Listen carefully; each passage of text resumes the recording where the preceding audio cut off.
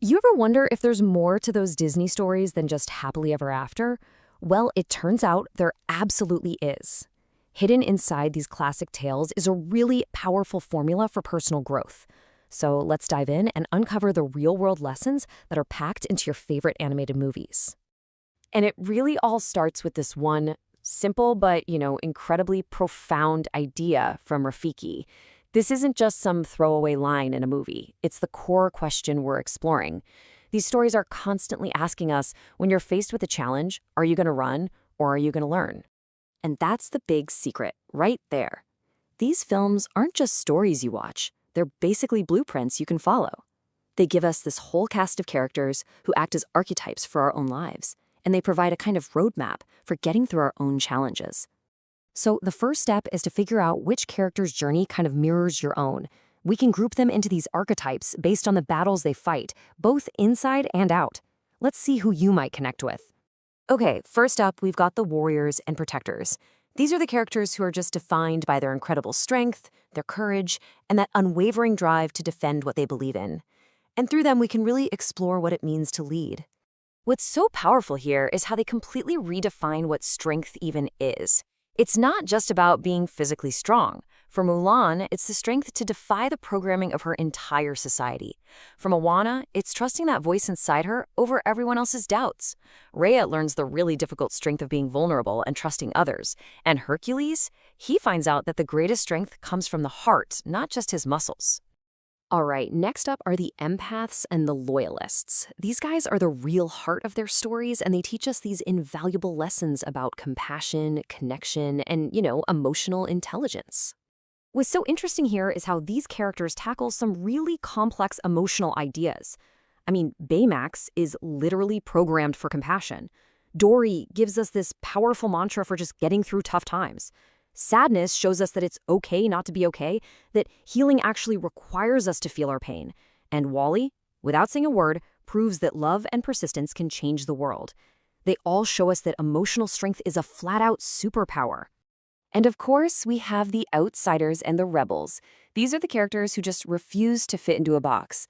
They challenge the status quo, they break the rules, and by doing that, they inspire all of us to embrace what makes us unique. See, all of these characters are about authenticity. Elsa's whole journey is basically an anthem for anyone who's ever felt like they had to hide a part of themselves. Nick Wilde fights against prejudice, proving that you get to define who you are, not other people. Mirabelle shows us that our worth isn't tied to some special talent, but to our own inherent value. And Aladdin teaches that being a true diamond in the rough comes from within. They're all reminding us that our real power is just in being ourselves. So these archetypes, they show us what's possible.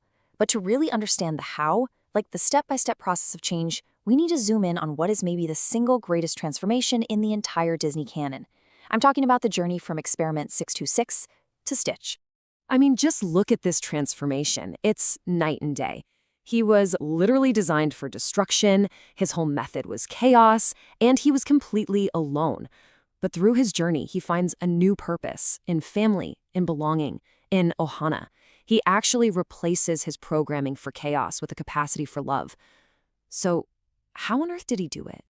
Well, it's because his story isn't just a story. It's a repeatable, actionable method for profound personal change. We can actually break down his growth into a step-by-step process that we can apply to our own lives. Here it is. We're calling it the Ohana method. Step 1, overcome your programming.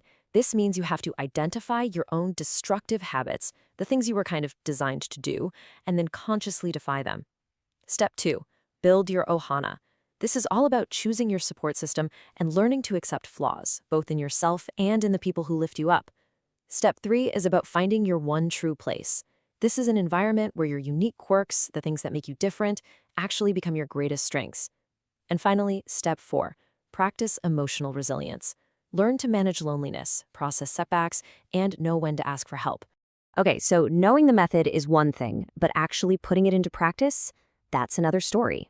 So let's turn all this theory into practice with a concrete 30-day challenge inspired by Stitch's journey of radical self-improvement. We'll call it Project 626, and it's broken down into 4 pretty manageable weekly phases. Week 1 is the internal audit, where you get really honest about your bad habits. Week 2 is all about actively strengthening the relationships that support you. Week 3 is about finding and creating the environment where you can truly, truly thrive. And week 4 is where you lock in those changes and lead yourself toward a long-term transformation. But here's the thing. This framework for growth, it doesn't just exist in one character. It's not even just in the movies. This pattern of finding your purpose and overcoming your past is a constant theme across the entire Disney universe. This pattern is absolutely everywhere. In The Mandalorian, it's about finding purpose in a personal code. Loki's entire arc is about proving our worst mistakes don't have to define our future. It's even in Bluey, which kind of gently motivates parents to be more patient and present. And it's the entire premise of X-Men 97, finding strength in the very thing that makes you different. So, you see, the lessons are everywhere. From warriors to rebels to a little blue alien, the blueprint is right there. The only question left is the one these stories have all been asking you. Now that you have the instructions, who will you choose to be?